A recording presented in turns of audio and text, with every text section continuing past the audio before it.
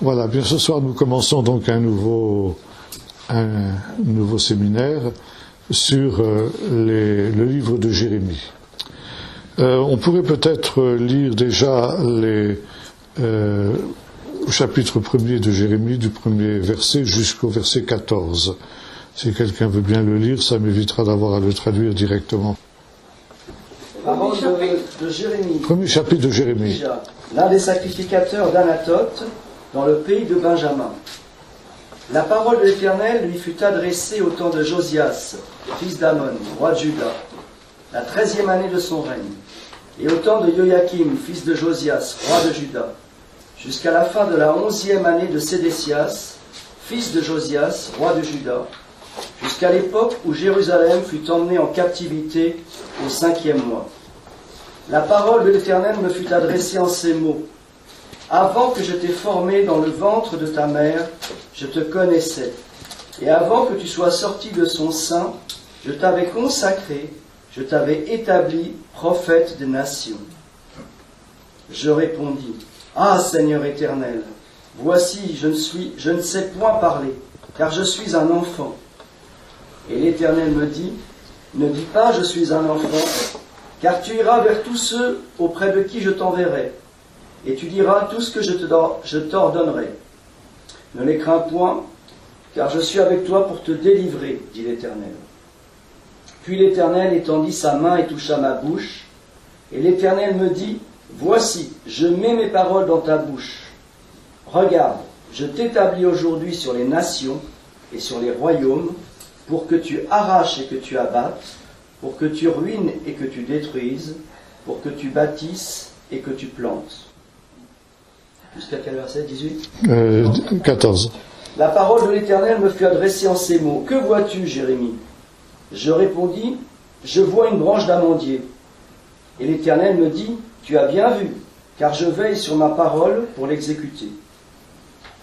La parole de l'Éternel me fut adressée une seconde fois en ces mots. Que vois-tu? Je répondis, je vois une chaudière bouillante du côté du septentrion. Et l'Éternel me dit, c'est du septentrion que la calamité se répandra sur tous les habitants du pays. Voilà, merci. Jérémie est un prophète très particulier et nous allons voir que dans la tradition juive et aussi bien sûr dans le Nouveau Testament, il est l'archétype du sort tragique du prophète. Jérémie, son nom signifie Dieu a compassion, Dieu fait miséricorde, un petit peu dans ce sens-là. Le nom hébreu, c'est Yirmiyahu. Et cet homme, donc, était parmi les prêtres, une famille de prêtres, qui habitait Anathoth dans le pays de Benjamin. Anathoth, c'est un village qui existe encore aujourd'hui, qui est un village arabe, qui s'appelle aujourd'hui Anata. Anathoth, le nom s'est pratiquement conservé jusqu'à nos jours. Et ce village d'Anathoth, il est aussi très particulier et pour essayer de comprendre un certain nombre d'images que l'on trouve dans le livre de Jérémie et qu'on ne peut pas comprendre si on ne réalise pas justement la situation géographique de ce village d'Anathoth. Anathoth est situé à peu près à 6 km au nord-est de Jérusalem et c'est un village qui est situé au-delà de la ligne de partage des eaux, c'est-à-dire que le pays d'Israël, si vous avez une carte par exemple sur vos Bibles, à la fin de vos Bibles, vous pouvez voir que le pays d'Israël est un pays qui est tout en longueur. Depuis le nord jusqu'au sud, il y a à peu près 300 km. Mais en largeur, à sa plus grande largeur, c'est 80 km. Et on peut le diviser en 3 parties, donc du nord au sud et d'ouest en est. Donc d'une part, la plaine côtière qui longe la mer. Ensuite, nous avons une chaîne de montagnes qui traverse le pays du nord au sud et qui est comme une sorte de colonne vertébrale, on pourrait dire, du pays. Et puis ensuite, on a la dépression du Jourdain, qui est une autre vallée. Donc 2 vallées qui sont séparées l'une de l'autre par cette grande chaîne de montagnes. Cette chaîne de montagnes est une chaîne qui n'est pas très haute. elle culmine rarement au-delà de 800 mètres. Dans ces endroits les plus élevés, elle va un peu plus de 1000 mètres. Et bien sûr, nos amis suisses qui sont habitués à des hautes montagnes sont un peu déconcertés quand on leur parle des montagnes de Juda. Ils disent, vous appelez ça des montagnes, nous chez nous, en Suisse, on appelle ça des collinettes. Bon, collinettes peut-être, non, il n'en demeure pas moins vrai que pour comprendre bien des choses qui se passent dans la Bible, il faut comprendre que les précipitations, les pluies, viennent de l'ouest, de la mer. Elles sont amenées par le vent d'ouest. Et les pluies, on le sait, sont arrêtées par les reliefs. Donc la chaîne de montagnes qui se trouve au centre du pays va provoquer les pluies sur le versant ouest de la montagne et sur la plaine côtière. Et lorsque les nuages ont traversé cette chaîne de montagnes, eh bien, elles n'ont plus, ils se sont déversés de toute leur eau. Il n'y a plus d'eau dans les nuages. Si bien que, juste après cette ligne de partage des eaux, commence le désert. Le désert commence dès que l'on a franchi cette chaîne de montagnes. Du côté ouest, tout est fertile.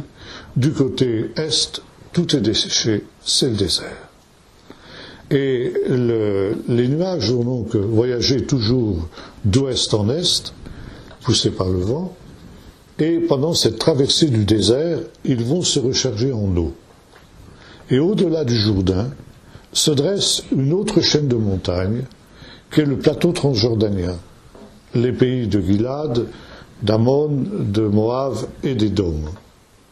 Et parce que les nuages ont eu le temps de se recharger en eau pendant leur traversée du désert, cette deuxième chaîne de montagnes arrête à nouveau les nuages et le versant ouest du plateau jordanien est arrosé et par conséquent devient fertile.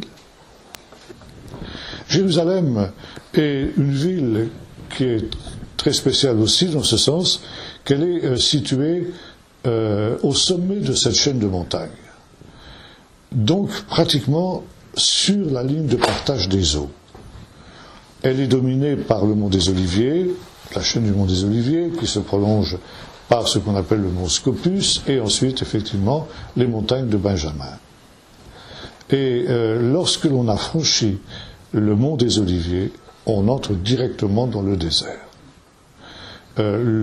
Jérusalem est aussi appelée Sion, Sion en hébreu, et ça vient du mot Tsia, qui signifie la sécheresse. Le pays de Sion, c'est essentiellement le pays de la sécheresse.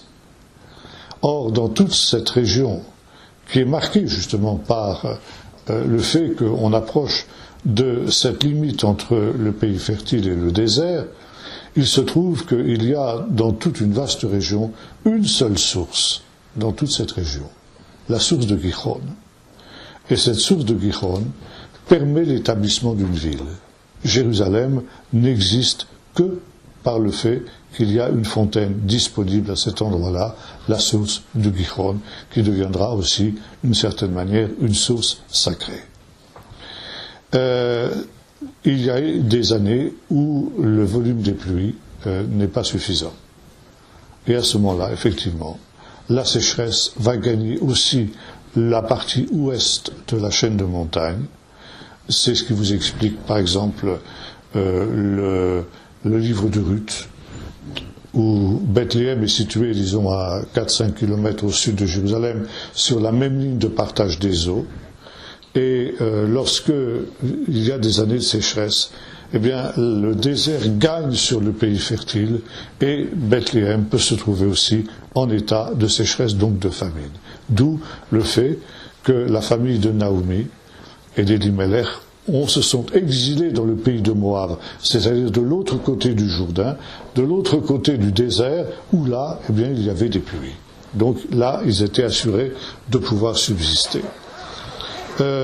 Anatote est situé de l'autre côté de la crête de montagne, c'est-à-dire au début, au commencement du désert.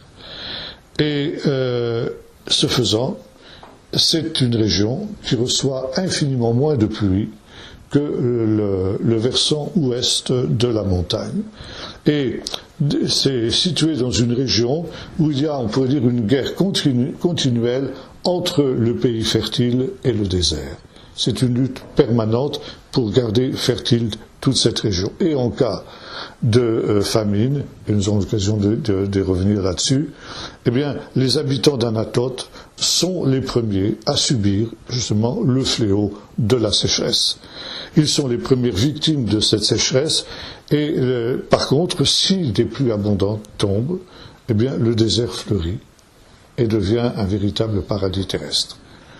Logiquement, d'ici 2 ou 3 semaines, en principe, doivent tomber les premières pluies, les pluies d'automne.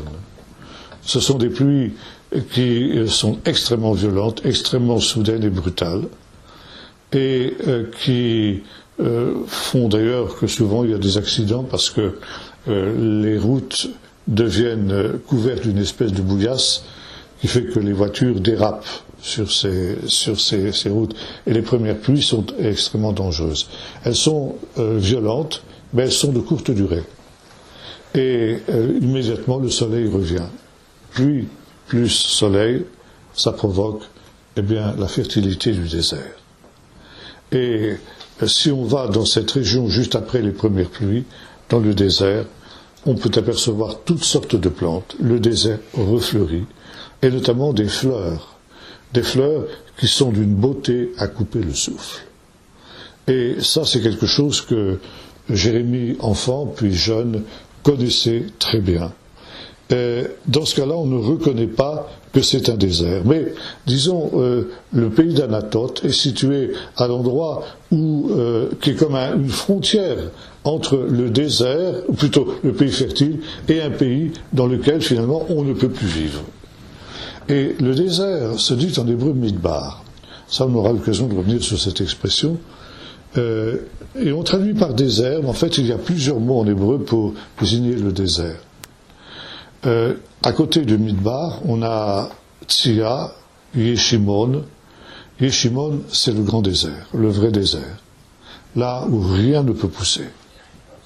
Par contre, midbar, c'est une région, comment dirais-je, qui est un désert sans l'être vraiment, dans ce sens que c'est un endroit où il n'y a pas assez d'eau, pas assez de pluie pour cultiver, d'une manière en tout cas intensive. Quand il y a vraiment des pluies abondantes, on peut éventuellement cultiver un peu, et ça on le verra aussi dans le livre de Jérémie, mais en général, il n'est pas possible de vivre de l'agriculture dans le midbar. Par contre, il y a assez de végétation pour l'élevage du petit bétail, c'est-à-dire des chèvres et des brebis. Et encore aujourd'hui, vous avez dans toute cette région des bédouins qui, comme du temps de Jérémie, comme du temps d'Abraham, comme du temps de leurs ancêtres, le mode de vie n'a pratiquement pas changé depuis 5000 ans. Ce sont des gens qui donc poussent leurs troupeaux dans toute cette région-là. Et s'il pleut, au contraire, eh bien, il y a évidemment possibilité de cultiver un peu. Et nous avons l'occasion de voir que cette situation provoque souvent des conflits entre les agriculteurs et les bergers ou les bédouins, si vous préférez. Parce que quand la nourriture est insuffisante, eh bien, les bergers sont tentés de pousser leurs troupeaux dans les champs cultivés par les agriculteurs. Ce qui, évidemment, ne les enchante pas, vous l'imaginez. Et dans la Bible, vous retrouvez, jusqu'à aujourd'hui d'ailleurs, au Moyen-Orient moderne, vous avez toujours une animosité entre les bergers et les agriculteurs. Cet antagonisme, il apparaît dès les premières pages de la Bible entre Caïn et Abel, par exemple. Il nous est dit que Caïn était un cultivateur et Abel, au contraire, était un berger. Et le résultat, c'est qu'un conflit éclate entre les deux frères, conflit qui, comme vous le savez, va se terminer tragiquement par la mort d'Abel. Un peu plus tard, il est question des Israélites qui descendent en Égypte Et lorsqu'ils arrivent en Égypte, donc ils sont accueillis par le pharaon lui-même, Jacob en tout cas, et le pharaon demande à Jacob et à ses fils, quelle est votre profession? Et sur l'ordre de leur père, ils répondent, tes serviteurs sont bergers depuis leur jeunesse, parce que, nous dit le texte biblique, les bergers sont en horreur aux Égyptiens. L'Égypte est un pays fertile, contrairement au pays d'Israël, à cause du Nil, non pas parce qu'il y pleut davantage, mais à cause des inondations et des crues du Nil, si bien que l'essentiel de la population égyptienne est une population d'agriculteurs. Et le problème, c'est que dans des temps de famine, et on voit ça avec l'histoire de Joseph justement, eh bien, quand les bergers n'ont plus assez de nourriture, ils demandent à pénétrer en Égypte, ou parfois ils ne le demandent pas, ils entrent de force. On a retrouvé dans les peintures et les bas-reliefs égyptiens, dans les tombeaux des pharaons et autres grands personnages, des peintures qui montrent justement des bergers asiatiques reconnaissables parce que, à l'inverse des Égyptiens, ils ont des longues robes et des longs cheveux et des longues barbes qui, avec leurs troupeaux, demandent à pénétrer dans le pays d'Égypte. Et les Égyptiens ne sont pas très chauds en général d'accueillir ces gens-là. Et c'est la raison pour laquelle Jacob a dit à ses fils, vous direz que vous êtes des bergers. Et là, de ce fait, les Israélites ne vont pas véritablement pénétrer dans le pays d'Égypte, mais ils vont être installés dans le pays de Goshen, qui se trouve à l'est du delta, et qui est justement un pays de pâturage, une sorte de midbar. Et là, donc, dans ce pays de Goshen, ils vont pouvoir prospérer, comme on le sait. Donc ici, il y a cet antagonisme, et lui, Jérémie, était aussi un berger. Il était un berger essentiellement dû au fait que dans toute cette région, eh bien, il y avait une grande pénurie d'eau qui faisait que c'était ce qui était important, c'était l'élevage. Vous avez ça aussi avec le roi David. David était un berger. Et vous vous souvenez, lorsque Samuel est envoyé par Dieu dans la maison d'Ishaï, son père, pour y chercher le nouveau roi qui va succéder à Saül, Ishaï fait passer devant Samuel tous ses fils. Et puis finalement, le Seigneur dit à Samuel, je n'ai choisi aucun de ceux-là.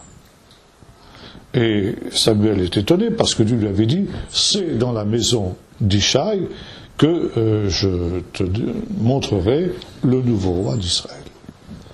Alors, Samuel s'adresse à Ishaï, lui dit, mais c'est tous tes fils, tu n'en as pas d'autres? Ah, dit Ishaï, oui, bien sûr, il y en a un autre. Mais il est berger, il est avec les troupeaux, c'est le dernier. Alors, je n'ai pas pensé le faire venir. Comment veux-tu qu'un berger devienne roi sur Israël? C'est pas possible. Les bergers sont des gens qui sont en même temps retors. Et savez-vous que à l'époque de Jésus, les bergers étaient considérés comme des menteurs professionnels. Parce que quand on leur disait est-ce que c'est vos troupeaux qui ont dévasté tel champ, ils répondaient non, avec un bel aplomb. Et de ce fait, dans le Talmud, le témoignage des bergers n'est pas pris en valeur. On n'écoute pas le témoignage des bergers dans un procès. Et vous voyez, ce qui est extraordinaire, c'est que la nuit de Noël, les anges sont apparus à qui? À des bergers. Et c'est eux qui ont été chargés d'annoncer la bonne nouvelle de la naissance du Messie. Vous comprenez maintenant pourquoi on ne les a pas crus. Des bergers. Et David était un berger. Et finalement, Samuel dit, fais-le venir quand même. Et quand il arrive, eh bien, Dieu lui dit, prends ta corne d'huile parce que c'est lui. Et voyez-vous, dans la mentalité orientale, imaginez qu'un simple berger puisse devenir roi sur Israël, c'est quelque chose d'absolument impensable. Mais David a été ce roi berger. Et dans le psaume 23, David va dire une chose étonnante. Il va dire « L'Éternel est mon berger ». Pour nous, nous sommes habitués à cette expression, ça ne nous choque pas. Mais pour les gens de cette période-là, dire « L'Éternel est mon berger », mais c'est presque blasphématoire. Comparer Dieu à un berger. Mais voyez-vous, David lui-même était un berger. Et le livre des psaumes nous dit ceci: j'ai trouvé David derrière ses troupeaux. Et je lui ai dit, c'est toi qui vas paître, donc qui va être le berger de mon peuple d'Israël. Moïse aussi avait été berger. Après avoir été donc élevé à la cour de Pharaon, un grand personnage, il s'exile dans le désert, et là, il devient berger au sein de la tribu de Jéthro, son beau-père. Et c'est alors qu'il est en train de faire paître ses troupeaux que le Seigneur va l'appeler pour être le berger de son peuple d'Israël et conduire le peuple d'Israël dans la terre promise. Il y a un joli petit midrash qui est raconté, qui nous dit que Moïse était un berger très consciencieux. Le métier de berger, c'était pas un métier facile. On avait souvent affaire à des bêtes féroces, et vous vous souvenez que David a dû affronter justement ces bêtes féroces. Comme je suis venu par le train, et si j'étais venu en voiture, j'aurais pu vous amener un bâton de berger, un vrai bâton de berger. Ça, c'est un instrument dont le berger ne se sépare jamais. Et le bâton du berger, il est tiré de l'olivier. L'olivier, quand on le coupe, eh bien, il va provoquer un rejeton. Vous trouvez ça d'ailleurs dans le chapitre 11 du livre d'Ésaïe. Puis un rejeton sortira du tronc d'Ishaï. Et ce rejeton, eh bien, si vous le déracinez, à sa base, vous avez une espèce de grosse masse qui a un petit peu la forme d'une massue. Et les bâtons de berger sont tirés justement de ces rejetons des oliviers. Et le bâton de berger lui sert à toutes sortes de choses, notamment par exemple, si une brebis a tendance à s'égarer, eh bien le berger lance son bâton comme ça, et le poids de cette masse qui est en bas du bâton va faire que le bâton va se planter tout droit devant le nez de la brebis. Il faut bien viser, bien sûr. Et à ce moment-là, la brebis va être arrêtée net dans son élan. Mais le bâton aussi du berger lui sert justement contre les animaux sauvages. Et notamment, dans la vallée du Jourdain, à cette époque-là, il y avait une région que Jérémie, d'ailleurs lui-même, appelle Gaon Agarden. Alors ça, c'est une expression que la plupart des traducteurs n'ont pas comprise parce qu'ils ne connaissent pas la géographie du pays d'Israël. Et Gaon, ça veut dire orgueil, fierté, Garden du Jourdain. Littéralement, l'orgueil du Jourdain. Qu'est-ce que ça veut dire? Ça, les traducteurs n'ont absolument pas compris. Alors on traduit par des fantaisies. Si tu te fatigues à marcher avec les piétons, dit le Seigneur à Jérémie, que feras-tu sur les rives orgueilleuses du Jourdain? Bon. En fait, Gaon Agarden, c'est une jungle qu'il y avait au bord du Jourdain, sur les deux rives du Jourdain. Une jungle inextricable de toutes sortes de végétaux qui poussaient sur les rives du Jourdain et qui étaient évidemment, de ce fait, infestés par toutes sortes d'animaux sauvages, parce que là, on a un climat de type tropical. On est à 200 et quelques mètres en dessous du niveau de la mer, et par conséquent, vous avez toute l'année un climat tropical. Et à l'époque biblique, il y avait là toutes sortes de bêtes féroces, des lions, des ours, des léopards, des tigres, etc. Et évidemment, ces animaux, ils avaient besoin de manger. Alors évidemment, la chose la plus simple pour eux était de sortir de cette jungle où on ne pouvait pas les poursuivre, et puis d'attaquer les troupeaux des bergers. Et les bergers devaient donc apprendre à se défendre contre les bêtes féroces. Oui, David raconte ça quand il a eu à affronter Goliath. Ça, il lui dit, mais enfin, tu es un jeune homme, un jeune garçon, un adolescent, tu n'es pas à même d'affronter cet homme de guerre. Et David lui dit, mais tu sais, il me fait pas peur ce géant, parce que j'ai eu affaire à autre chose qu'à lui. J'ai eu affaire à des lions, à des ours, à des bêtes féroces pour défendre mes brebis. Et je n'ai pas été, enfin il aurait pu dire, je n'ai pas été comme le mercenaire de la parabole de Jésus qui nous dit que quand il voit venir le loup, le mercenaire abandonne les brebis et le loup les dévore et les disperse. Non, il était le bon berger. Et quand donc on avait affaire à des bêtes féroces, en saisissant le bâton par le bout, il n'y avait pas la masse, on l'utilisait comme une massue, et à condition évidemment de savoir bien viser, on pouvait fracasser le crâne du lion. Il ne fallait pas le louper, parce que si vous le loupiez, le lion, lui, il ne vous loupait pas. Et voyez-vous, le métier de berger, c'était un métier difficile, et c'était un métier dangereux. Et donc, je reviens à ce midrash sur Moïse, dont il nous est dit qu'il était donc berger, et un jour, il a vu une de ses brebis qui s'enfuyait. Alors il a lancé son bâton, mais il a raté. Et la brebis a commencé à fuir. Alors qu'est-ce qu'il a fait? Comme le bon berger de la parabole de Jésus, il a laissé toutes ses brebis et il s'est mis à courir après la brebis.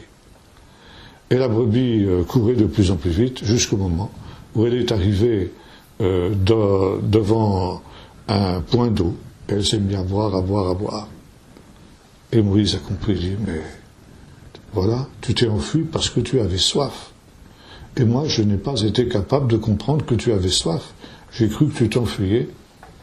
Alors il a laissé la brebis boire, et puis il lui a dit, parce que j'ai pas eu suffisamment de discernement pour comprendre que tu avais soif, maintenant, c'est moi qui vais te ramener dans le troupeau, je vais te prendre sur mon épaule pour que tu ne te fatigues pas. Et quand il a vu tant de miséricorde pour sa brebis, Dieu a dit, eh bien Moïse, il est digne d'être celui qui va paître mon peuple d'Israël. Bon, c'est une jolie petite histoire, comme vous voyez. Et ça nous montre que justement aussi Moïse, le grand homme de Dieu, était un berger. Et alors finalement dire, l'Éternel est mon berger, c'est pas non plus quelque chose d'extraordinaire. Jésus aussi dira, je suis le bon berger. Et il donnera cette magnifique parabole aussi de la brebis perdue sur laquelle nous aurons l'occasion de revenir parce qu'il le tire directement aussi du livre du prophète Jérémie. Maintenant, ce n'est pas seulement des rois qui ont été des bergers, mais aussi des prophètes. Et il y a un autre personnage qui lui aussi était un berger, c'était le prophète Amos. Le prophète Amos était originaire d'une ville qui est située un petit peu plus au nord qu'Anatote, où était Jérémie. Et lorsque Amos est appelé au ministère de prophète, il est envoyé prophétiser par Dieu à Bethel, contre le royaume du nord. Et là, le roi l'interpelle et lui dit, mais homme de Dieu, ça veut dire prophète dans la Bible. Hein. Un homme de Dieu, alors, nous on a tendance à considérer que c'est quelqu'un qui marche avec Dieu. Ça aussi, bien sûr, les prophètes l'étaient aussi, mais c'est synonyme de prophète. Homme de Dieu, retourne dans le pays de Juda, et là, mange ton pain, ça veut dire vis de ta profession de prophète. Et Amos répond, je ne suis pas prophète, ni fils de prophète, mais je suis berger, et je cultive les sycomores. Alors c'est très intéressant, ça aussi, ça faisait partie du métier de berger. parce que les bergers non seulement étaient méprisés, mais ils étaient aussi en bas de l'échelle sociale. Et dans la région du désert de Juda, par exemple à Jéricho, il y avait des arbres qui sont très communs dans le pays d'Israël jusqu'à nos jours, les sycomores. Et le sycomore, ça s'appelle en hébreu shichma, qui vient de la racine shekem, qui signifie se renouveler, se restaurer. Le sycomore a ceci de particulier de tous les arbres, c'est que quand on le coupe, il repousse. Et vous savez, le problème du pays d'Israël, c'est que les arbres sont finalement très peu nombreux. De telle sorte que, pour garder l'équilibre écologique, on évite de couper les arbres. Mais parce que le sycomore repousse et repousse vite, c'est un arbre que l'on peut couper sans trop se préoccuper justement de l'équilibre écologique, parce qu'on sait qu'il va se régénérer. Et il produit un fruit qui n'est plus guère exploité aujourd'hui, parce qu'il demande un travail considérable. Lorsque le fruit du sycomore arrive à maturité, c'est d'ailleurs pas très très bon, il est attaqué par un ver, et pour empêcher justement à ce ver de l'attaquer, il faut que chaque fruit soit piqué. Donc c'est un travail extrêmement long et extrêmement fastidieux. Et comme les bergers, quand ils laissaient leurs troupeaux paître, eh bien, leur travail était assez simple, c'était simplement de surveiller le troupeau, de veiller à ce qu'aucune brebis ne s'égare et qu'aucun animal féroce ne vienne attaquer le troupeau. Donc les bergers avaient du temps. Et pour arrondir les fins de mois, ils étaient aussi employés à piquer les sycomores. Donc le travail d'Amos était celui-là, je suis berger et je cultive les sycomores, je pique les sycomores. C'est-à-dire que c'était vraiment le dernier des métiers, c'était en bas de l'échelle, c'était, je vais prendre, quelle image je pourrais prendre, enfin ceux qui font les métiers les plus méprisés. Et voilà, c'est lui que le Seigneur aussi va choisir comme prophète pour aller prophétiser à son peuple d'Israël. Et Amos éclate ceci: l'Éternel m'a pris derrière mes troupeaux et il m'a dit, va et prophétise à mon peuple d'Israël. Et Jérémie, lui aussi, était un berger. Ça veut dire quelqu'un qui était méprisable et qui était méprisé.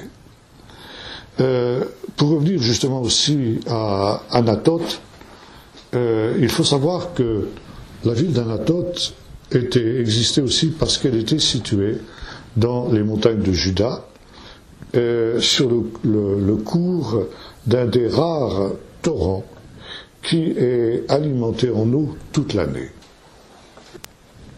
En Israël et au Moyen-Orient d'une manière générale, la plupart des cours d'eau sont à sec les 9/10 de l'année. Et ce n'est que pendant les rares pluies d'hiver qu'ils sont alimentés en eau. D'ailleurs, c'est extrêmement dangereux, on aura l'occasion d'en reparler.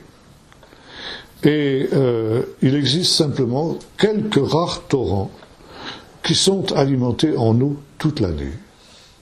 Et devant Anathoth, passant pratiquement dans le village d'Anathoth jusqu'à aujourd'hui, il y a un torrent que l'on appelle aujourd'hui en hébreu le Wadi Kelt, et que la Bible appelle le Prat. Le Prat, c'est un torrent qui se jette dans la mer Morte à Jéricho et qui permet justement aussi l'établissement de la ville de Jéricho, parce que en arrivant en bas de la vallée, donc il s'est alimenté en eau, il passe dans une gorge très profonde d'ailleurs, eh bien il provoque une oasis. Jéricho est une oasis où d'ailleurs les sycomores poussent en abondance, et vous vous souvenez que c'était là aussi que Zachée donc a rencontré Jésus. Zachée, qui était de petite taille, est monté sur un sycomore. Et le sycomore, on l'a vu tout à l'heure, c'est donc shirma en hébreu, ça veut dire il est question de régénérer, restaurer. Et Zachée est monté sur un sycomore.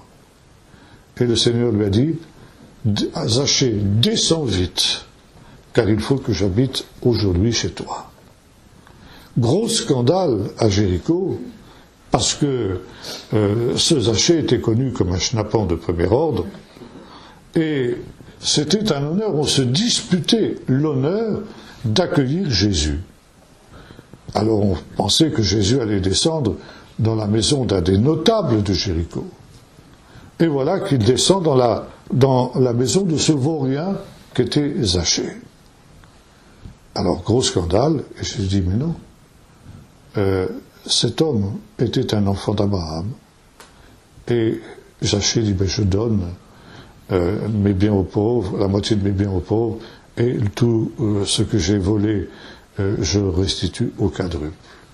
Et le Seigneur dit, le salut est entré dans cette maison. Zachée a été restauré parce qu'il était monté sur l'arbre de la restauration. Vous voyez ici le symbole qui, évidemment, quand vous lisez en français, n'apparaît pas du tout. Donc ici, le Wadi Kelt est ce torrent qui permet à l'oasis de Jéricho d'exister. Il y a une vieille tradition qui nous dit que ce Wadi Kelt était aussi l'endroit qui est qualifié du torrent de Krit. Ce torrent où, après la famine qui s'était abattue à l'époque d'Élie, le prophète avait été amené à se réfugier, donc il buvait l'eau du torrent, et les corbeaux lui apportaient à manger jusqu'au jour où la sécheresse était tellement terrible que même le torrent de Krit, même le Wadi Kelt a séché. Ça, c'est vraiment quelque chose d'exceptionnel. Quand on se promène dans cette gorge profonde qu'est le torrent de Krit, on sent une humidité très forte. Et là, ça nous explique aussi un épisode qui nous est rapporté dans le livre de Jérémie, quand le Seigneur lui dit de faire une action symbolique, comme il le disait souvent, il le demandait souvent aux prophètes. Et les prophètes, d'ailleurs, il y a une expression qu'on trouve dans Jérémie à de nombreux textes, n'est-ce pas? Alors vekarata bezne ahamazé.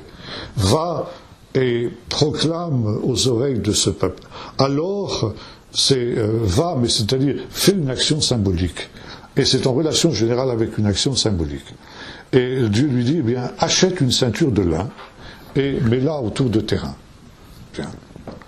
Et ensuite, donc, il lui dit, maintenant cette ceinture, il va prophétiser, maintenant cette ceinture, tu vas la cacher dans le torrent du Prat.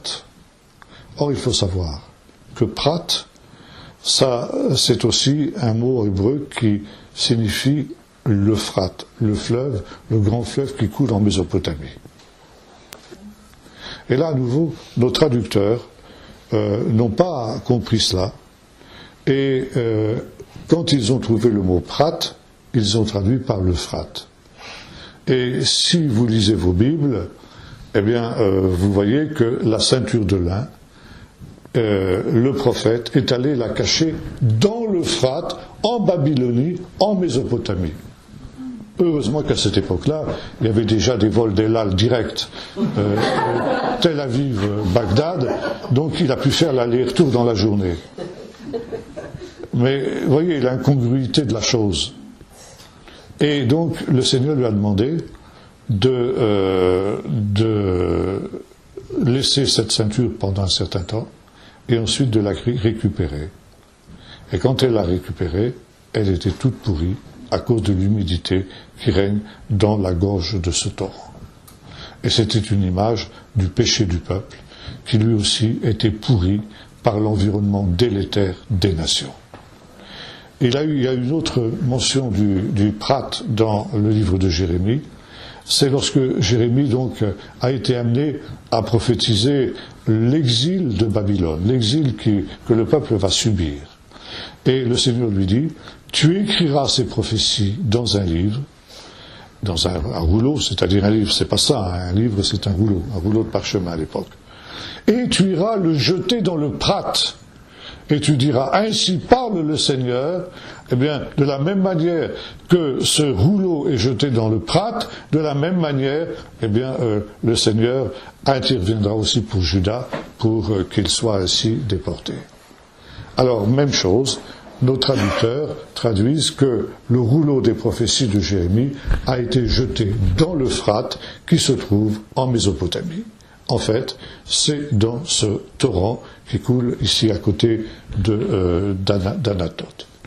Et là aussi, ça vous explique une autre prophétie très intéressante de Jérémie, où le Seigneur lui fait dire, eh bien, ils m'ont abandonné, moi l'Éternel, moi qui suis une source d'eau vive, pour se creuser des citernes crevassées qui ne retiennent pas l'eau.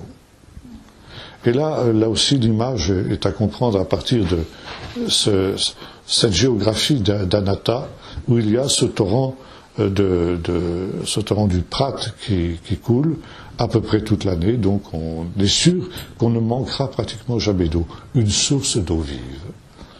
Le ravitaillement en eau en Israël, à l'époque biblique, se fait finalement de 3 manières. Premièrement, effectivement, les rares torrents qui coulent toute l'année et qui fournissent, comme le Jourdain entre autres, une eau abondante, limpide et la meilleure. C'est ce qu'on appelle une source d'eau vive. Des fleuves d'eau vive couleront de son sein, dit Jésus, celui qui croit en lui, etc. C'est aussi en relation avec cette idée d'une source qui coule toute l'année et qui est donc une eau limpide, et fraîche et qui a les meilleures qualités auxquelles on puisse rêver. Le problème, c'est qu'on n'a pas toujours à la disposition une source d'eau vive. Et ces sources d'eau vive, nous l'avons vu tout à l'heure, elles sont très très rares. Alors, on a 2 manières de se ravitailler en eau dans ces cas-là. La première, c'est d'aller au fond des oueds, c'est-à-dire des torrents qui ne coulent que quelques jours ou quelques semaines dans l'année, et dans le lit des oueds, ce qu'on appelle afik en hébreu, il y a toujours de l'eau qui s'est infiltrée. Et on peut creuser un puits. Et on va atteindre la nappe phréatique et on va avoir un puits. Les puits, c'est vital, notamment dans cette région du désert, pour alimenter les troupeaux et bien entendu aussi alimenter les hommes. Vous lisez par exemple dans le chapitre 24, je crois, de la Genèse, que Isaac a creusé des puits que les Philistins lui ont contestés. Les puits, c'était des endroits très spéciaux où se crée la vie sociale. On peut voir encore aujourd'hui dans le désert de Juda, le soir, après, quand les troupeaux reviennent des pâturages, comme à l'époque biblique, avant de les renfermer dans leur enclos pour la nuit, le berger les emmène boire. Donc, aussi une des sciences du berger, la connaissance du métier de berger, c'est pas n'importe qui peut être berger, il faut y être initié depuis son jeune âge, comme l'était David, eh bien on connaît les points d'eau. Et le berger du psaume 23, par exemple, il me conduit vers des eaux paisibles, parce que le berger connaît les points d'eau, connaît les puits. Et donc là, eh bien, le bon berger, comme le dit le prophète Ézéchiel, va faire en sorte que les brebis les plus vigoureuses ne soient pas les premières à être servies, et que ne viennent pas patauger dans cette eau pour en faire de la bouillasse, que les brebis les plus faibles ne mangeraient pas, ne boiraient pas. Donc ça, ce sont des puits qui ont une eau stagnante, donc qui sont de moins bonne qualité. Et puis, il y a une troisième manière, quand on n'a pas de puits et qu'on n'a pas de nappe phréatique sur laquelle on peut accéder, c'est de creuser dans le rocher des citernes, que l'on imperméabilise avec un enduit spécial dont les anciens avaient le secret, et autour duquel on crée des canaux qui convergent tous vers la citerne. Et quand la pluie se met à tomber, eh bien ces canaux drainent les eaux de pluie et les amènent dans la citerne. Et là, on peut faire des réserves pendant l'hiver, en profitant de la saison des pluies, on peut faire des réserves et on peut ensuite en disposer pendant l'été, pendant 6 mois où il ne va pas tomber dans le pays une seule goutte d'eau. Alors, pour éviter que cette eau croupissante ne soit infesté par notamment la prolifération d'algues microscopiques qui donnent à cette eau une couleur verdâtre et qui la rendent finalement impropre à la consommation. Pour éviter cette croissance des algues, on met une grosse pierre sur la citerne. Et vous vous souvenez de l'histoire de Rachel et de Jacob. Quand donc Jacob arrive au bord du puits, parce que c'est là que se produit la vie sociale, et là donc les femmes échangent les dernières nouvelles, ce sont les femmes qui en général vont puiser de l'eau, les hommes amènent les troupeaux, n'est-ce pas? Et c'est là que se nouent les idylles aussi, et l'histoire de Jacob et de Rachel nous le montre, n'est-ce pas? Jacob est arrivé au bord du puits, et c'est bien que là, il va trouver des gens qui vont l'inviter chez eux, parce que c'est une des lois du désert. L'hospitalité, c'est essentiel. Il faut qu'on puisse être assuré, quand on arrive dans un village, qu'on va être accueilli, sinon c'est la mort. Et c'est le grand honneur, n'est-ce pas, d'accueillir des hôtes. Ça, encore aujourd'hui, chez les Bédouins, c'est un grand honneur d'accueillir des hôtes. Si vous allez chez des Bédouins, vous êtes sûr que vous allez être accueillis comme des rois. C'est encore la loi du désert jusqu'à aujourd'hui. Et puis, il voit arriver Rachel, cette jolie bergère, et immédiatement, c'est le coup de foudre, il en tombe éperdument amoureux, et il est tellement saisi, justement, d'amour pour cette fille, qu'il va rouler cette pierre qui est au-dessus du puits, pour que les troupeaux et Rachel, sa bien-aimée, puissent puiser pour les troupeaux. Donc, voyez-vous ici, cette troisième manière de s'alimenter en eau. Et justement, le Seigneur dit au prophète, les gens de mon peuple, le peuple d'Israël, est complètement devenu insensé. Comme les gens d'Anatote. Ils ont à leur disposition une source d'eau vive qui coule en permanence. C'est moi l'Éternel. Je suis cette source d'eau vive pour eux. Et ils sont aussi stupides que si ces gens d'Anatote, qui ont cette source d'eau vive à leur disposition, s'étaient amusés à creuser à grand-peine des citernes. Des citernes, et le grand problème des citernes, c'est justement le fait de les imperméabiliser. Et très souvent, à la suite des inondations ou des choses comme ça, l'enduit imperméable se fissure. Et on perd une partie de l'eau. Et voyez-vous ici l'image, ils m'ont abandonné, dit le prophète, moi qui suis une source d'eau vive, pour se creuser des citernes crevassées qui ne retiennent pas l'eau. Et ce que dit le prophète, c'est ceci, au lieu de venir chercher les conseils de leur Dieu, le Dieu d'Israël, qui est comme une source d'eau vive, ils ont été comme les nations païennes, ils sont allés vers les dieux des païens, comme si, justement, ils avaient creusé des citernes crevassées, alors que les dieux païens ne peuvent absolument pas leur apporter ce que le Dieu d'Israël leur aurait apporté. Alors, voyez-vous, ici, il faut comprendre toutes ces choses-là pour mieux réaliser ce qu'est le ministère, effectivement, de Jérémie.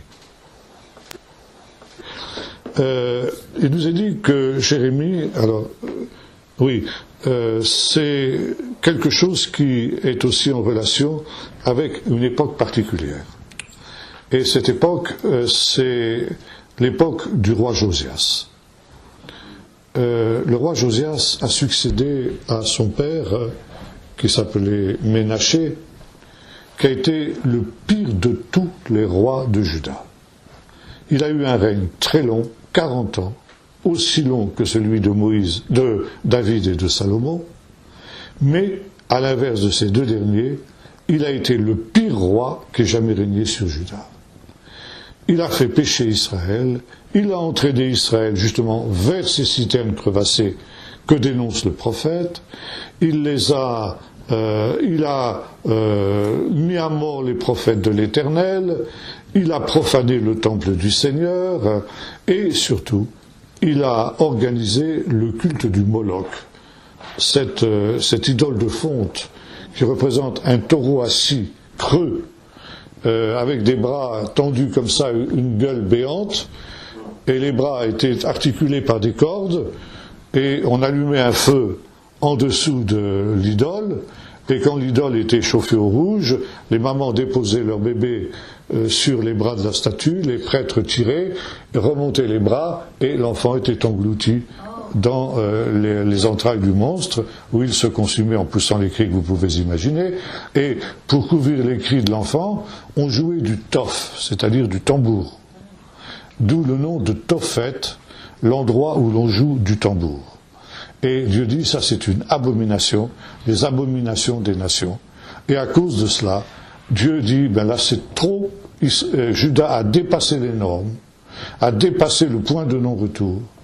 Et le destin de Juda est scellé, ça va être la destruction de Jérusalem et l'exil.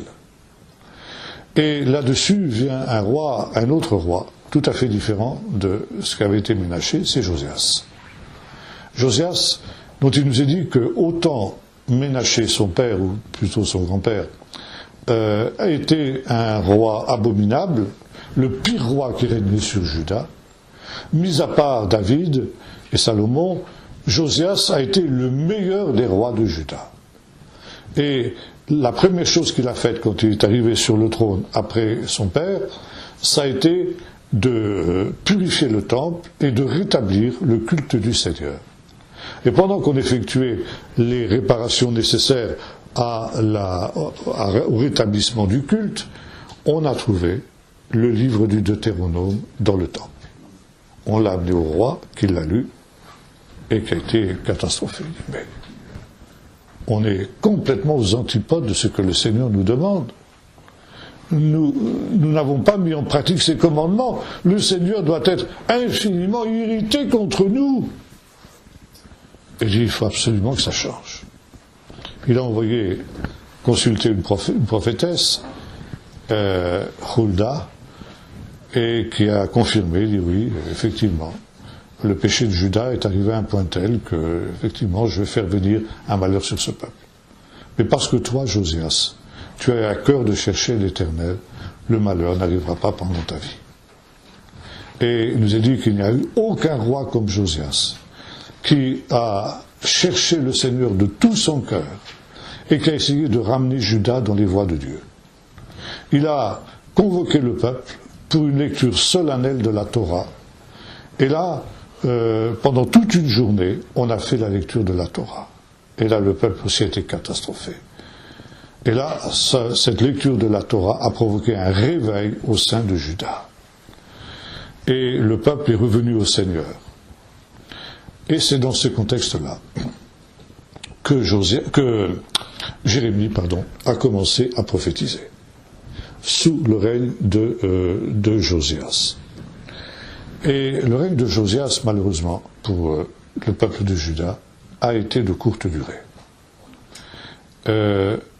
Jérémie et les prophètes qui l'avaient précédé, notamment Ésaïe, mais un des messages que Jérémie a adressé au roi, c'était une époque où Juda subsistait seul, le royaume du Nord, le royaume d'Israël avait été détruit, et il y avait deux grands antagonistes qui s'affrontaient au Moyen-Orient à cette époque-là. Le royaume d'Assyrie, l'empire assyrien, tout exactement, énorme empire, d'une violence, d'une cruauté, d'une barbarie sans précédent. Et cet empire était absolument impérialiste. Il cherchait à contrôler l'ensemble du Moyen-Orient et son objectif principal était l'Égypte. L'Égypte, qui était un pays immensément riche. L'Égypte, c'était l'Amérique de l'époque, si vous voulez. Et là, bien entendu, il fallait prendre le contrôle des routes qui menaient d'Assyrie en Égypte, et notamment des routes qui passaient dans la vallée, dans la plaine côtière.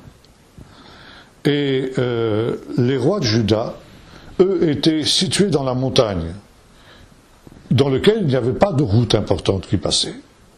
Par conséquent, la montagne, un endroit inhospitalier, je l'ai vu, je vous l'ai dit tout à l'heure, difficile d'accès, et les Assyriens, la montagne, ça les intéressait absolument pas. Et les rois de Juda, plutôt les prophètes, avaient averti les rois de Juda. attention, vous êtes ici dans une situation privilégiée. Vous êtes à l'écart de cette bagarre entre la Syrie et l'Égypte. Alors voici ce que vous dit le Seigneur, dans cette bagarre-là surtout, vous ne vous y mêlez pas. Restez neutre dans cette affaire. Soyez en quelque sorte la Suisse du Moyen-Orient. Si vous restez dans vos montagnes, si vous ne bougez pas, eh bien rien ne vous arrivera. Malheureusement, ce qui s'est passé, c'est qu'en Juda, deux partis sont nés, deux partis politiques. Un parti pro-assyrien et un parti pro-égyptien. Et il y a eu des complots qui ont été, ou plutôt des alliances, enfin disons des pourparlers, des négociations, appelons ça comme vous voudrez, à la fois avec la Syrie et avec l'Égypte. Et les prophètes ont dit, ça c'est un jeu extrêmement dangereux. Et Jérémie a été de cela. Et la Bible nous montre qu'à cette période-là, l'Égypte a repris le dessus, avec un pharaon très dynamique, qui s'appelait Nécho. Et Nécho, allié avec la Babylonie, qui était donc au sud de la Mésopotamie, eh bien, a voulu donner le coup de grâce à la Syrie, qui avait été vraiment un empire qui avait menacé l'ensemble du Moyen-Orient. Et malheureusement, Josias, lui, a pris le parti des Assyriens. Et il a essayé de barrer la route à Nécho. Et là, eh bien, le Seigneur lui avait, le Seigneur l'a averti de deux manières. Par la bouche de Nécho lui-même. Nécho qui dit à Josias, qu'est-ce que j'ai avec toi, roi de Juda? Ton petit pays de rien, là, il ne m'intéresse pas du tout. Reste à l'écart de cette affaire, ça ne te regarde pas. Et Josias ne l'a pas écouté. Et du coup, eh bien, Nécho l'a tué, lui et ses troupes. Et ça a été la catastrophe pour Juda. On a retrouvé un document, il y a quelques années de cela, qui nous dit que non seulement Nécho a averti Josias de ne pas se mêler à cette querelle, mais également qu'il y a eu un prophète qui l'a averti, un prophète qui n'est pas nommé. Mais nous avons tout lieu de penser que ce prophète n'était autre que Jérémie, car ça a toujours été aussi le message de Jérémie au roi. Et alors ça a été, Juda là a été dans une situation lamentable, et il nous est dit que Jérémie a aussi composé une kina, un chant funéraire sur la mort de Josias. Et Jérémie, eh bien, a pu voir le peuple qui retombait dans ses vieilles ornières après la mort de Josias, retour à l'idolâtrie. Dans les années 80 du siècle dernier, des fouilles archéologiques ont été entreprises dans ce qu'on appelle la cité de David à Jérusalem, c'est-à-dire au sud de la muraille actuelle. Ces fouilles étaient dirigées par le professeur Yigal Shiloh. Et le professeur Shiloh a mis en évidence les restes, les vestiges de la ville de Jérusalem que Jérémie avait connue. On aura l'occasion d'en reparler. Et notamment, il a mis en évidence un espèce de rempart monumental qui soutenait ce que d'autres archéologues après lui ont défini comme étant le palais du roi David. Et en dessous, il y avait les maisons de l'aristocratie de Jérusalem. Et là, on a retrouvé les traces d'un combat acharné, qui est le combat qui a eu lieu en 586 avant Jésus-Christ entre les Babyloniens et les Israélites au moment de la prise de Jérusalem, qui avait été prophétisée par les prophètes et notamment par Jérémie. On a retrouvé des traces d'une destruction, d'une violence inouïe, des têtes de flèches à la fois babyloniennes et israélites qui étaient mêlées les unes aux autres. Et on a retrouvé aussi un bâtiment public dans lequel on a trouvé plusieurs dizaines de bulles, ce que les archéologues appellent des bulles. Qu'est-ce que c'est que des bulles? Ce sont des plaquettes de terre cuite, à peu près de cette dimension-là, qui servaient à sceller des documents. Ça veut dire que quand on avait écrit un document, par exemple un contrat de vente, d'achat, d'un terrain, d'une maison, etc., bon, c'était consigné dans un document officiel, et ensuite, ce document qui était écrit sur papyrus ou sur parchemin était roulé comme ça, on l'attachait ici par une cordelette, et on le scellait par cette bulle. Donc à peu près, ça faisait comme ça, si vous voulez. Et sur la bulle était inscrit « Contrat de vente de monsieur Untel avec monsieur Untel ». Vous vous souvenez que dans le livre de Jérémie, nous trouvons quelque chose comme ça. Il nous est dit que Jérémie était en prison, on aura l'occasion d'y revenir, et son oncle est venu lui dire il y a un champ à Anathoth que je vends. Tu es mon plus proche parent, selon la loi de Dieu, c'est toi qui devrais acheter ce champ. Est-ce que tu acceptes de l'acheter? Et Jérémie dit ok, j'achète. Et c'est ainsi que un contrat de vente est signé entre Jérémie et son oncle Hanania. Et le Seigneur lui dit, eh bien, mets ce contrat dans des jarres pour qu'il se conserve longtemps. Car ainsi parle l'Éternel. Sur cette ville qui est vouée à la destruction, dont elle dit elle est privée d'hommes, privée d'habitants, eh bien, il y aura encore un renouveau de cette ville. Et on achètera encore des champs, et on les vendra encore, et je ramènerai les captifs de mon peuple. C'est une prophétie de consolation. Et on a retrouvé justement la maison dans laquelle étaient conservés ces fameux contrats. On l'a retrouvé dans les fouilles du professeur Chilo. Cette maison avait été incendiée, et il y a une épaisse couche de cendres qui montre que l'incendie a été extrêmement violent. Donc évidemment, tous les documents de peau et de parchemin ont été détruits. Par contre, les plaquettes de terre cuite, elles, ont subsisté. Et on les a retrouvées intactes. Et la grande surprise des archéologues, on a redécouvert des sceaux, donc qui citaient les noms d'un certain nombre de personnages qui sont évoqués dans le livre du prophète Jérémie. Shmariaou ben Shaphan, Chilkiaou ben Shaphan, qui était le scribe du roi. Et ensuite, le premier ministre du roi, Asher al-Abayt, celui qui était donc à la tête de la maison royale. Et la chose la plus incroyable, c'est qu'on a retrouvé un sceau sur lequel était écrit ceci, de Berachiaou ben Nériaou. Berachiaou, c'est ce que l'on traduit en français par Baruch, le fils de Néria, le fidèle secrétaire de Jérémie, celui auquel Jérémie avait dicté ses prophéties. Et le professeur Avigad, qui a découvert ce sceau, et qui était mon professeur, disait, vous ne pouvez pas vous imaginer l'émotion qui a été la mienne quand j'ai déchiffré sur ce sceau le nom de ces géants de la foi, qui ont donc été ceux qui étaient autour du prophète Jérémie. Alors de Jérémie lui-même, on n'a pas trouvé de sceau, mais disons, le sceau de Baruch est quelque chose qui est tout à fait extraordinaire.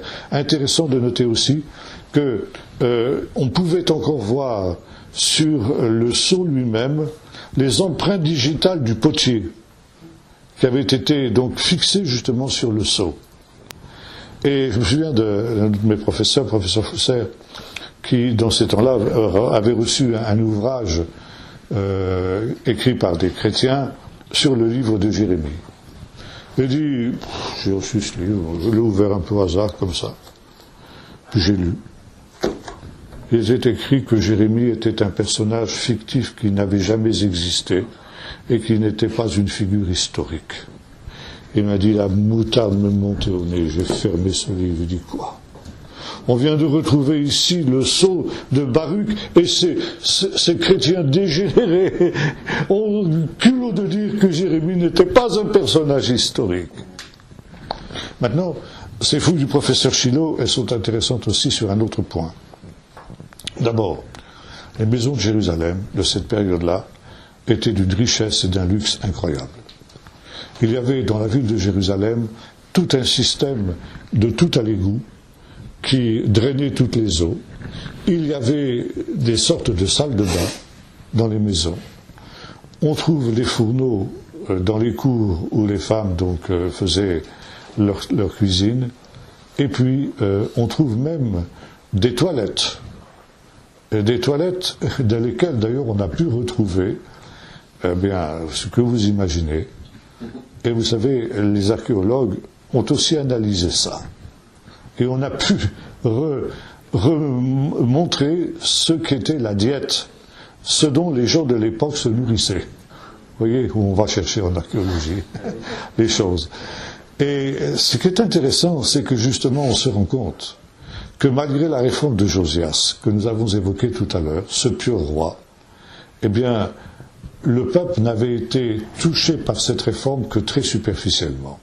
D'abord, on retrouve pratiquement dans toutes les maisons de Jérusalem des petites statuettes d'une déesse nue, qui est la déesse de la fécondité. Aujourd'hui, les femmes font tout ce qui est dans leur pouvoir pour avoir le moins d'enfants possible. À l'époque biblique, c'était l'inverse. Les femmes faisaient tout ce qu'elles pouvaient pour avoir le plus d'enfants possible. Et une des manières d'avoir des enfants, eh bien, c'était de demander aux déesses païennes de la fécondité, eh bien, de permettre aux femmes de concevoir. Vous vous souvenez, c'est ce qui s'est passé aussi avec Rachel, l'épouse de Jacob que nous évoquions tout à l'heure. Rachel était stérile. Et il y avait dans la maison de son père ce que la Bible appelle des téraphim. Et les téraphim, c'était ces petites statuettes-là, justement.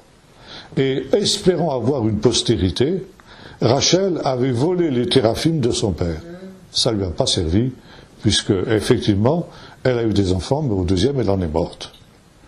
Et là, justement, le Midrash nous dit que c'est justement parce qu'elle était allée vers des idoles au lieu de se confier dans le Seigneur. Vous avez ça aussi dans le livre d'Ézéchiel, où le Seigneur dit au prophète, à peu près à la même époque que Jérémie, parce que Ézéchiel et Jérémie sont deux prophètes qui ont prophétisé à peu près en même temps. Et il dit, regarde ce que font les femmes de Jérusalem. Elles sont en train de cuire des gâteaux pour les offrir à la reine du ciel. Ishtar, c'était la déesse assyrienne de l'amour et de la fécondité. Donc, on voit que l'idolâtrie, qui est condamnée par Jérémie, était un fait absolument indiscutable en ce qui concerne le royaume de Juda. Même chose pour la nourriture.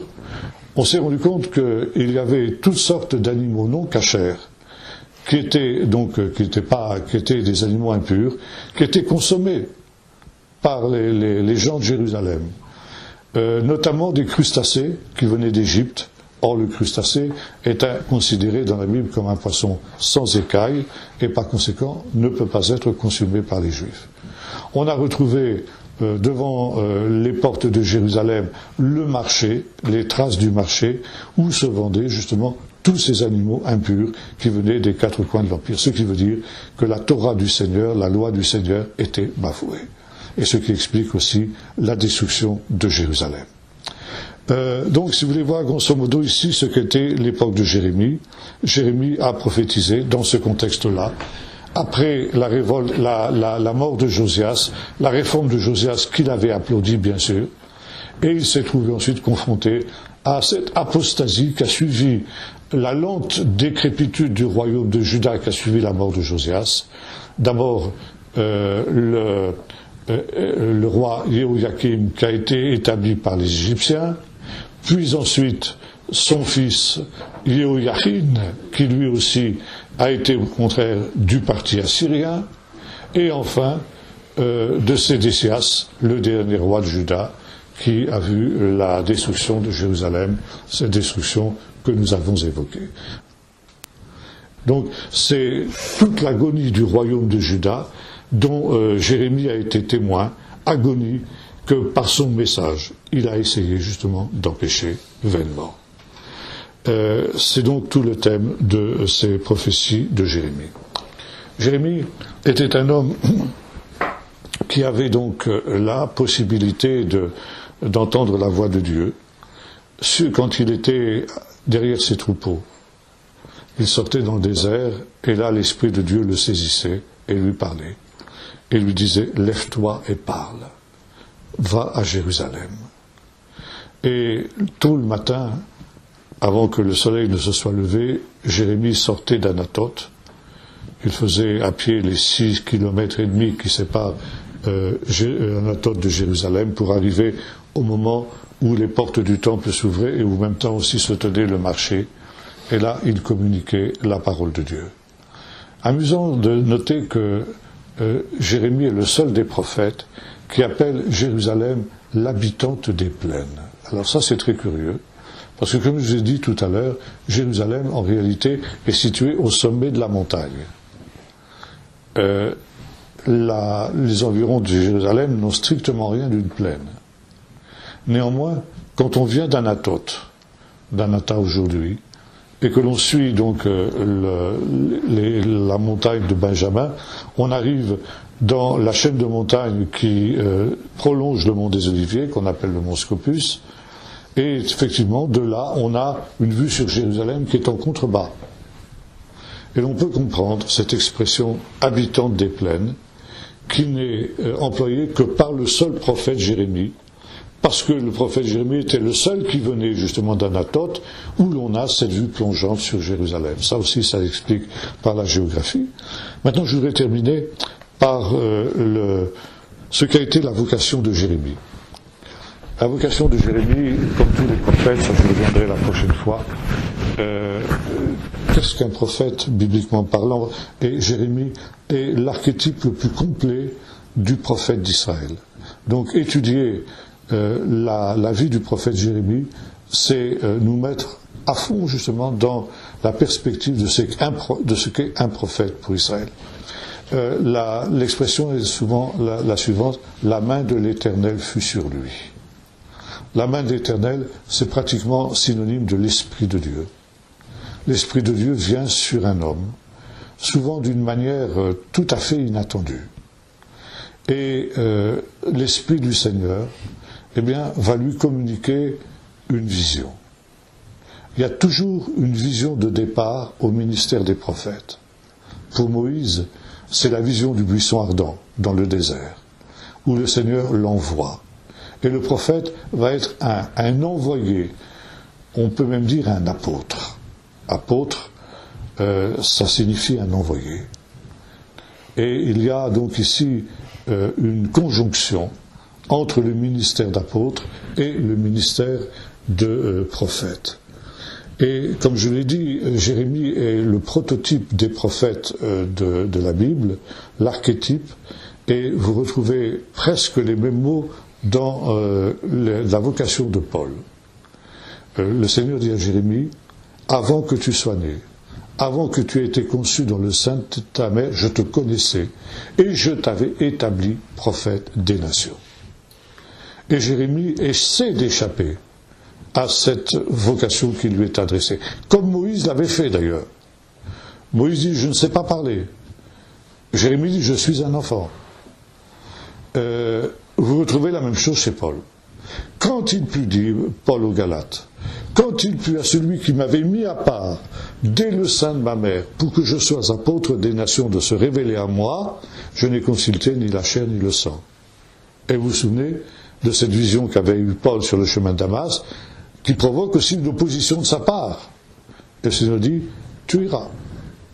Comme il a dit à Jérémie, comme il a dit à Moïse, tu iras. Donc ici, une vision de départ. Une vision qui est en même temps une mission, un message qui est confié au prophète. Le prophète est celui qui écoute la parole de Dieu et qui la communique ensuite au peuple.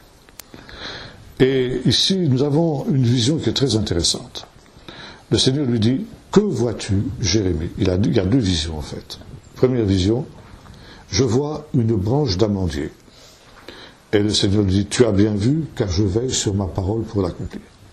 Quand nous lisons ce texte en français, nous ne voyons pas très bien la relation qu'il y a entre une branche d'amandier et le fait que Dieu veille sur sa parole pour l'accomplir.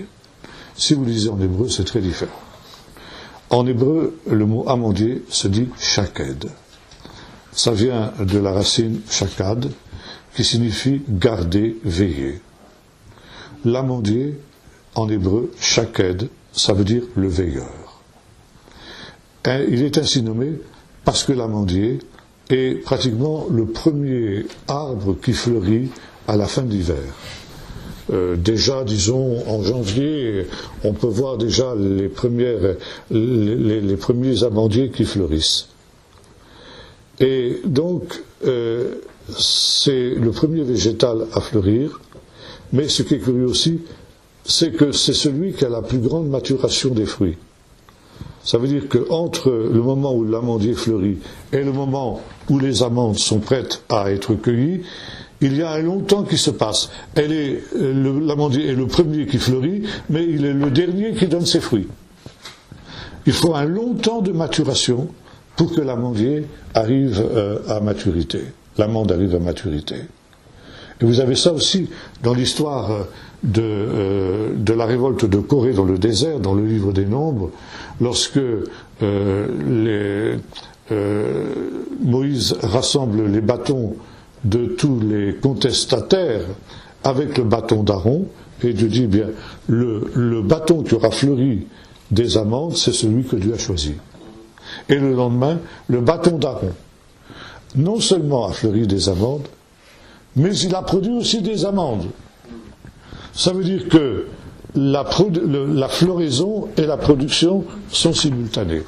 Ce qui est un miracle, puisque l'amandier est celui qui met beaucoup de temps à mûrir, ce qui est en même temps la preuve de la vocation de Dieu, du choix de Dieu d'Aaron. Donc, que vois-tu, Jérémie? Je vois Etz Shaked, je vois un veilleur. Tu as bien vu, Jérémie, qui a ni Shoked Alvarai, car moi je veille sur ma parole pour l'accomplir.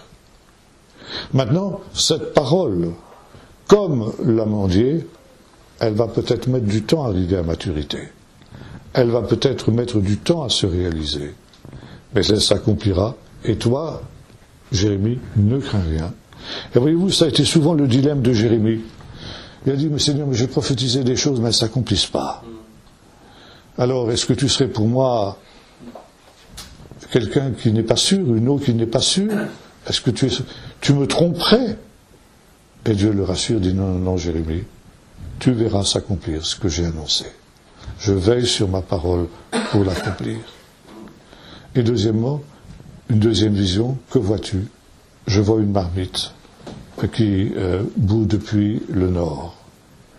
Et le Seigneur dit, oui, tu as bien vu, parce que c'est du nord que va venir le désastre sur mon peuple, ce désastre que tu vas devoir annoncer. Et ça va être une souffrance terrible pour Jérémie. Jérémie, qui est un patriote, qui aime tellement son peuple, qui aime tellement Jérusalem, qui aime tellement le temple, dans lequel il officie aussi en tant que prêtre, d'être obligé d'annoncer la destruction. Bon, ça on verra la prochaine fois, ce ministère paradoxal, ce ministère de souffrance qu'a été le ministère de ce grand prophète, Jérémie. Voilà, on peut terminer par quelques questions si vous voulez. Dans le psaume 23, il est dit « Ta houlette est ton bâton, monsieur. » Mais alors, le bâton, on en a parlé, mais la houlette, qu'est-ce que c'est? Et à quoi ça sert? La houlette, c'est un instrument qui a pour but de ramener la brebis, mais par les pattes. Oui, c'est le contraire. Alors c'est vrai, le berger avait les deux, mais l'instrument le plus important, c'était quand même le bâton. Ouais. Je voudrais vous demander, quand Jérémie prophétisait, oui. En priorité, il s'adressait à qui? Aux autorités ou les à deux. Ceux qui étaient Les deux. Encore une fois, il arrivait au lever du jour à Jérusalem, après avoir donc parcouru le désert depuis Anatote. Au moment où s'ouvraient les portes du temple, il prophétisait souvent dans le temple. Le temple était non seulement un lieu de culte, mais c'était aussi un lieu de rassemblement du peuple. Et les marchés se tenaient devant le temple. Donc, non seulement il prophétisait dans le temple, mais aussi sur les marchés où les gens donc venaient pour échanger, quoi. Karata beoznea am, dit le texte, tu parleras aux oreilles de ce peuple. Ah. Donc c'est tout l'ensemble, à ses chefs, à ses grands et aux gens du peuple. Il n'y a pas un truc à propos d'Anatote. Anatote n'est pas mal vu, c'est une époque, moi je comprends. Anatote est surtout cité dans le livre de Jérémie. Il est aussi cité dans le livre de Josué comme une des villes du pays de Benjamin, justement. Ouais. Mais c'est surtout Jérémie, parce que Jérémie en était originaire et il y revenait, quoi. Il devait avoir sa maison là-bas. En ce qui concerne les sacrifices d'enfants, Oui. Je suppose que c'était spécifique. C'était pas spécifique au peuple hébreu, c'était donc à toute la région. Et non, c'était spécifique aux Cananéens. Oui. C'était essentiellement un culte cananéen. Et par exemple, à Carthage, qui est une ville cananéenne, on a retrouvé le fameux Tophet. Alors là, c'était des massacres d'enfants, mais abominables. Abominables qui avaient lieu à Carthage. Et c'est pourquoi, finalement, je ne suis pas un grand admirateur des Romains. Pour moi, les Romains, c'est des nazis. Oui. Mais dans les guerres puniques, je préfère encore que ce soit les Romains que les Carthaginois qui aient vaincu. Parce qu'il y a en fait les mauvaises langues, ceux qui n'aiment pas le peuple hébreu, disent que c'était un peuple qui sacrifiait les enfants, mais c'est faux ça. Ah, il l'a fait épisodiquement, Oui, dans les moments où il a été un peuple apostat, et il l'a fait essentiellement à l'époque de Ménaché, justement. Bon, l'histoire de Jephthé, c'est un peu ça aussi. Jephthé avec sa fille, Il a fait une croix. tu n'étais pas tout à fait d'accord avec ça, quoi. Pourquoi les Cananéens offraient les enfants à ce Dieu-là? Dans quel but de s'attirer les faveurs? Voilà. Qu'est-ce qu'il faisait le Moloch là? C'était un dieu de fertilité, de quoi? Non? Moloch, ça vient de Meller, ce qui signifie le roi. Oui, c'était le dieu suprême, c'était le dieu qui apportait la bénédiction d'une manière globale, quoi. Il était le roi des dieux, quoi. Meller. Et il était le roi des Cananéens en même temps. J'ai une question qui n'est pas trop dans le sujet qu'on a parlé. C'est comme Moïse, Dieu lui parle pour aller chercher son peuple. Et il lui dit j'ai la bouche embarrassée. Oui. Donc la bouche embarrassée, qu'est-ce que c'est? Le synonyme qui bégayait. Ça veut dire qu'il bégayait, voilà. C'est vraiment ça? C'est vraiment ça. Voilà, d'accord. Oui. Sotobois, j'ai une question par rapport au sacrifice d'enfants. Une question sur un texte que je me préoccupe depuis un certain nombre de temps. Ça se trouve dans le livre des rois. Il y a un moment donné où l'Éternel va dire à Israël d'aller combattre contre le roi de Javan, je crois. C'est pas plutôt le roi de Moab? C'est ça, le roi de Moab. Et à un moment donné, la Bible dit que le roi de Moab va sacrifier son fils sur l'île des murailles. Oui. Oui. Et la Bible dit qu'Israël fut indigné. Oui. C'est-à-dire qu'ils avaient l'accord de l'Éternel pour aller combattre et avoir la victoire. Et à un moment donné, sur le fait qu'ils allaient avoir la victoire, à un moment donné, il fut indigné. Mais pourquoi, M. Taubois? Mais justement, c'est pas très clair, cette affaire-là. Et notamment, on a retrouvé à Divonne, justement, la fameuse capitale de Mécha, une stèle en basalte noir, qui est à peu près cette hauteur-là, qu'on peut voir au musée du Louvre, et qu'on appelle la stèle de Mécha. Et où il explique ça, qu'il s'est révolté, ça confirme exactement le texte biblique, et qu'effectivement, il a été amené à sacrifier son fils pour faire en sorte que les Israélites s'éloignent. Et ensuite, il se vend d'une grande victoire contre les Israélites. Alors, bon, c'est pas exactement ce que dit la Bible, mais la Bible est aussi très ambiguë parce qu'effectivement, Israël se retire. Donc, finalement, c'est pas une victoire pour les Israélites. Bien sûr. D'autant que, à la suite de ça, comme le dit le début du texte, Moab se révolta contre Israël à ce moment-là. Alors, bon, quelle était la position de Dieu dans cette affaire. En tout cas, une chose est sûre, c'est que ces rois étaient allés à la guerre sans l'accord de Dieu. Ils ont failli donc mourir à cause justement d'un problème de sécheresse, manque d'eau, et on aura l'occasion d'y revenir quand on parlera aussi de la sécheresse qu'a vécu Jérémie de son temps.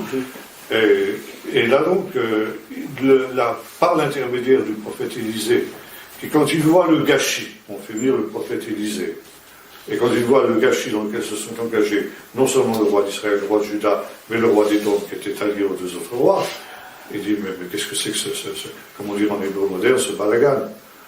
Et il était tellement en colère qu'il n'est même pas capable d'entendre la voix de Dieu. Et il faut qu'il se fasse jouer de la harpe pour qu'il entende la voix du Seigneur. Le Seigneur dit, bon, il va vous délivrer de ce piège-là, mais ça ne veut pas dire qu'il va vous donner la victoire pour autant. Et ça veut dire que, semble-t-il, cette bataille s'est terminée par une sorte de match nul, quoi.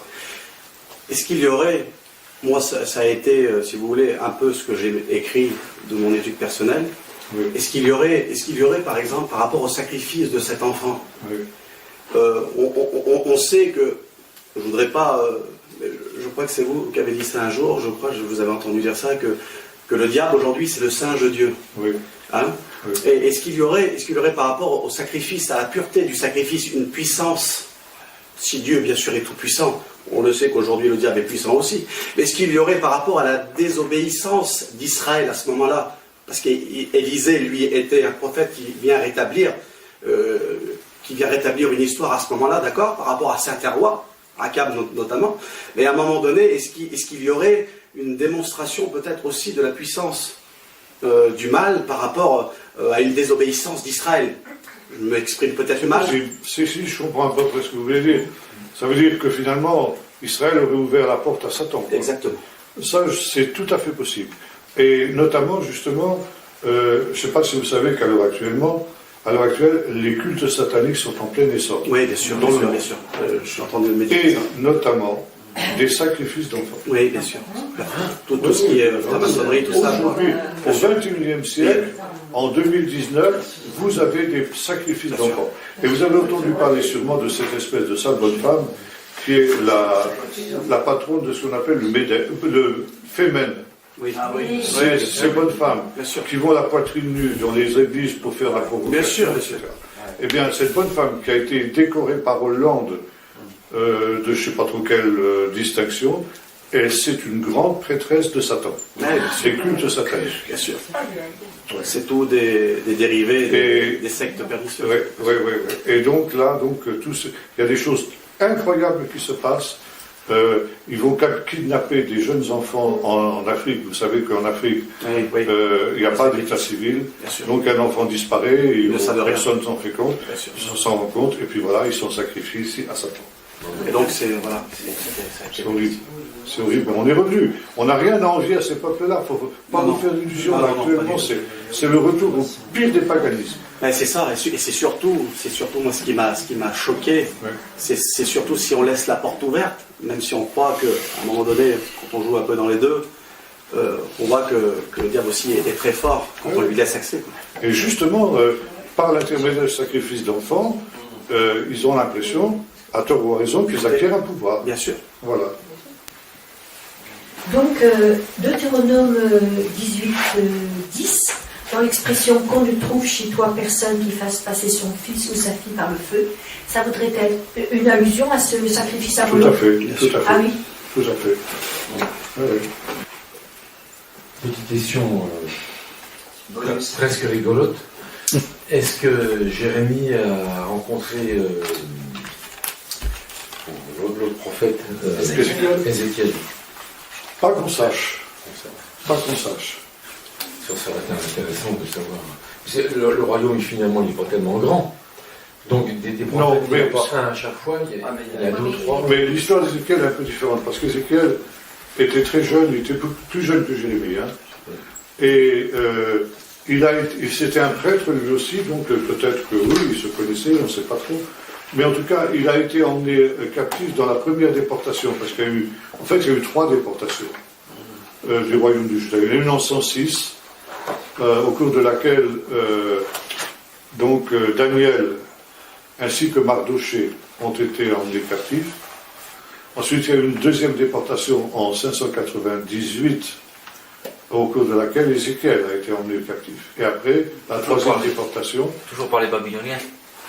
Par les Babyloniens. 606, non, c'était encore les Assyriens. Mais donc, 586, c'est la troisième déportation qui a mis fin au royaume de Jérusalem. Mais Ézéchiel était déjà là depuis 10 ans, il était déjà en Babylonie. Vous avez parlé des puits creusés, non, des citernes creusées dans les rochers. Oui. J'ai vu un documentaire sur Petra et c'est ça, à mon avis. Ils avaient tout un système de canaux extraordinaires à Petra en Jordanie. Absolument. C'était vraiment très au point, des kilomètres alors, de sortes de gouttières. C'était la civilisation nabatéenne. Et la civilisation nabatéenne est la civilisation qui a poussé le plus loin, justement, la culture du désert, grâce justement aux citernes. Ils avaient maîtrisé l'art de la citerne à fond, et on trouve encore aujourd'hui des citernes nabatéennes qui sont pratiquement utilisables, qui seraient éventuellement utilisables aujourd'hui, à condition de réparer quelques fissures. Et dans la région où est mon fils, là, donc à Nitzana, qui était aussi, on a une grande ville nabatéenne qui se trouve là, qui s'appelle d'ailleurs Nitzana, d'où le nom du village moderne. Et là, vous avez tout un système d'irrigation qu'on peut voir encore, qui a été donc étudié par les archéologues, mais d'une sophistication incroyable, de telle sorte que les Nabatéens avaient réussi, grâce à ces systèmes-là, à faire vivre 1 million d'habitants dans le désert du Néguev. Ce qui rendait jaloux, et pas de jalousie, Ben Gurion, qui disait comment les Nabatéens, avec les techniques qu'ils avaient à l'époque, ont réussi à faire vivre 1 million de personnes dans le désert, et nous, avec la technologie moderne qu'on a, on ne serait pas capable de faire au moins la même chose. Et c'était ça sa vision du désert. Il est parti lui-même habiter le désert pour donner l'exemple, malheureusement. Mais oui, mais à Petra, il y a plein de rochers, donc on peut les creuser pour en faire la citerne. Tandis que vers Ben Gurion, c'est plat. Non. Pas forcément. Ah non. Non. Là, vous avez des restes de citernes très importants, là, oui, dans toute cette région-là. Ah bon. Ah bah oui. Vous avez de la roche. Ah. Alors, moi j'ai une question, mais sur le titre de l'étude que tu nous as proposé, donc les nouvelles lumières sur le livre de Jérémie. Oui. Alors, peut-être que tu vas en parler la prochaine fois, je ne sais pas. Mais pourquoi nouvelles? Est-ce que vous avez déjà entendu parler de Shaked, Non, mais... Ben voilà. En fait, c'est une étude qui a été faite aussi par un des grands spécialistes du désert, qui était le professeur Noga Reuvéni, qui avait donc apporté tout ce nouvel éclairage que je vous apporte là, justement. D'accord, donc c'est un éclairage récent qui... Relativement récent. D'accord. Oui. Il a quand même je sais pas, enfin plusieurs dizaines d'années quand même. D'accord. Oui. Mais qui était révolutionnaire, parce que justement le professeur Reuvéni avait sillonné le désert de fond en comble, donc il avait découvert toutes ces choses-là, qui n'avaient jamais été mises en évidence. Par exemple, le Prat, encore une fois. Ouais. Tout le monde croyait que c'était le Prat en Mésopotamie. Il a été le premier à dire non. C'est ici, c'est le roi des Celtes. D'accord. Et sinon, je ne sais pas si... j'ai raté quelques petits passages. Mais est-ce que tu as parlé de l'âge de Jérémie? Non, est-ce qu'on sait quel âge il avait? C'est difficile de dire. Non, on ne savait pas. Il est qualifié de Nahar. Nahar, c'est un adolescent. Un ado. C'est un ado. Il devait avoir entre 13 et 18 ans, quoi. Wow. Oui. Oui. Quand il a été appelé, quoi. Et après, il a vécu assez longtemps, puisque les circonstances même de sa mort ne sont pas connues. Mais il est mort en Égypte, entraîné contre son gré par les rebelles qui s'étaient réfugiés là-bas. Et puis il a prophétisé les dernières fois en Égypte, et puis après on perd sa trace. Il a dû mourir de mort naturelle, quoi. D'accord. Mais très âgé, vraisemblablement. Excusez-moi. Tant que voilà, je voulais vous parler, j'en profite. Non, il revient. Oui, simplement, une petite lumière pour moi personnellement, peut-être pour les amis qui sont là. Peut-être que je devance les sauges aussi, excusez-moi, mais Jérémie chapitre 3, verset 16, l'arche d'alliance, elle ne viendra plus à notre esprit, on ne se souviendra plus d'elle, et on n'en fera point d'autre. Pourquoi ce texte est placé là, à ce moment-là? Ah, mais ça, il y a un problème, si vous voulez, avec le livre de Jérémie, c'est pourquoi les prophéties de Jérémie sont placées dans cet ordre. D'accord. Là, il n'y a pas d'ordre chronologique. Il n'y a pas véritablement d'ordre logique non plus. Et c'est souvent le cas dans des livres de la Bible. Alors, une hypothèse, bien souvent, comme dans le Coran d'ailleurs, on commence par les textes les plus longs et ensuite jusqu'aux textes les plus courts. C'est par exemple de cette manière-là qu'ont été classées les épîtres de Paul. Les épîtres de Paul commencent par la plus longue de ces épîtres, qui est l'épître aux Romains, et se terminent par l'épître à Philémon, qui est la plus courte. Ensuite, c'est par ordre décroissant. Mais avec Jérémie, ça ne joue pas. Alors, il semblerait que ce soit des accrochages, si vous voulez, d'expressions ou de mots qui se ressemblent. Des prophéties qui touchent à peu près au même sujet. Et qui peuvent pour autant avoir été données à des époques très très différentes, mais finalement qui reprennent un peu les mêmes thèmes. C'est comme ça qu'on pense que sont classées les prophéties de Jérémie. Maintenant, sur la question de l'âge de l'alliance, j'y reviendrai, en fait, oui. D'accord. Voilà. Bien, eh bien, la prochaine fois, c'est quand déjà... 9 décembre. Merci. Alors, sinon, on demande à l'agenda parlant.